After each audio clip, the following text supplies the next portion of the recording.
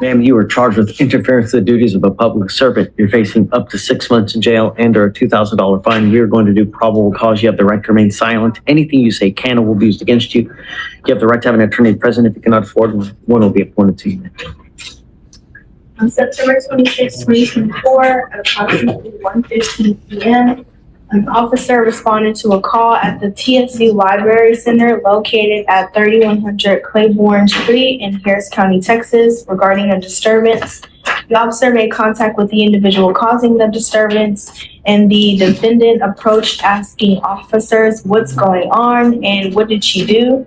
The officers repeatedly asked the defendant to step back, and she became belligerent, asserting that they were at her store. She eventually complied and moved away, but she insisted that a police supervisor be called to the scene. TSU Sergeant Barnett arrived and spoke privately with the defendant. Afterwards, responding officer requested the defendant's information to report her behavior to her supervisor in the university. The defendant refused to provide it and attempted to bypass the officer.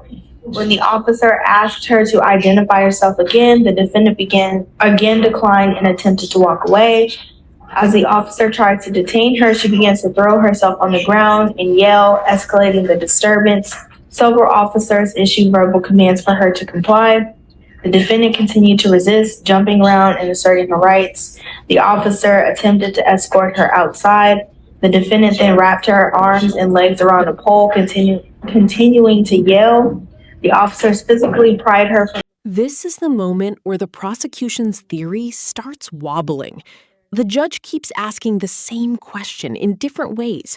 What exactly was the interference? And that's not a minor issue. That's the entire case. Being annoying, argumentative, or even disrespectful toward officers isn't automatically a crime. For an interference charge to stick, the court typically wants to see some actual obstruction of official duties. Notice how the prosecutor is struggling to point to a specific act rather than a general attitude. That's rarely a good sign for the state's case. This is the moment where the prosecution's theory starts wobbling. The judge keeps asking the same question in different ways. What exactly was the interference? And that's not a minor issue. That's the entire case. Being annoying, argumentative, or even disrespectful toward officers isn't automatically a crime. For an interference charge to stick, the court typically wants to see some actual obstruction of official duties. Notice how the prosecutor is struggling to point to a specific act rather than a general attitude. That's rarely a good sign for the state's case. Will you read that part again? Mm-hmm. So when she approached the officers repeatedly asked the defendant to step back, and the defendant became belligerent, asserting that they were at her store. She eventually complied and moved away, but So she complies, she moves away. Right. But then she came back. Okay. And so at that point, when she returned, they asked her to identify herself. She refused to provide her identification. And then at that point, when they asked her to identify herself, she attempted to bypass the officers. She leaves. She's trying to leave. She is attempting to, she's attempting to leave again. And then they start bucking up to her. Sure, yeah. Judge, what is this case? It's on for tomorrow's docket. Let me give you the cause number. 251-1137.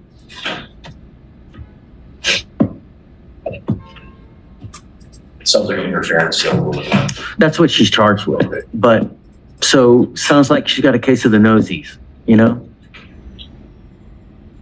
She goes up there, allegedly being nosy, leaves, comes back, and then they start asking for her information. She declines to give her information. So, Judge, what I'm looking at here, just to add context to the situation, she approaches an unrelated incident, it looks like. She's asking what's going on. Fine. They talk to her individually. Okay. They tell her to leave. She continually asks what's going on. What did she do?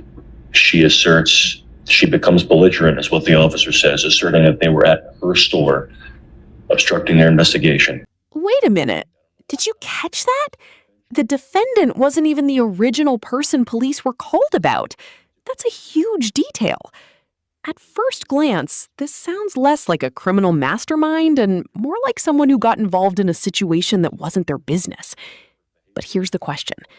When does being curious or confrontational cross the line into actually interfering with police duties?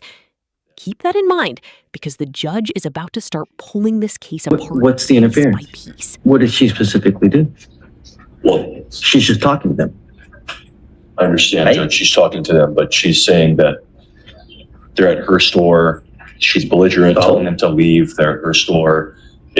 The position of the state judge is that did obstruct their investigation. I mean, it's not in this. There's multiple senses of obstruction, in our opinion. It's not. Are you losing right now? Okay. Yeah, I'm not buying it. Okay. I'm not gonna do it. All right, I'll find no probable cause. I'll dismiss the case, Judge. When you go up and you get into a pissing match with officers, who's gonna win? Who's gonna win? Every single time. If you go up and you mess with someone who has the power of arrest, you're going to lose every single time. Don't go. It's not hard. I found no probable cause in your case, ma'am. Just be careful. Okay? Can I ask a question? Sure. If I want to press charges, or Don't. You know what? Let sleeping dogs lie. Don't. they assaulted me, though. They knocked out my tooth. They chipped my tooth. I got bruises on me. And you can always go file a complaint with Internal Affairs. That's what I'm asking. Whatever. How could I do that? I don't know the protocols. So, what agency was this? Is this? Did you say it was at a college or? Yes. Okay. So you go to the Texas Southern University Police. You go to Internal Affairs, and you can file a complaint that way. Okay, I would take everything that you have, and that's how you do it. Okay, but just be careful.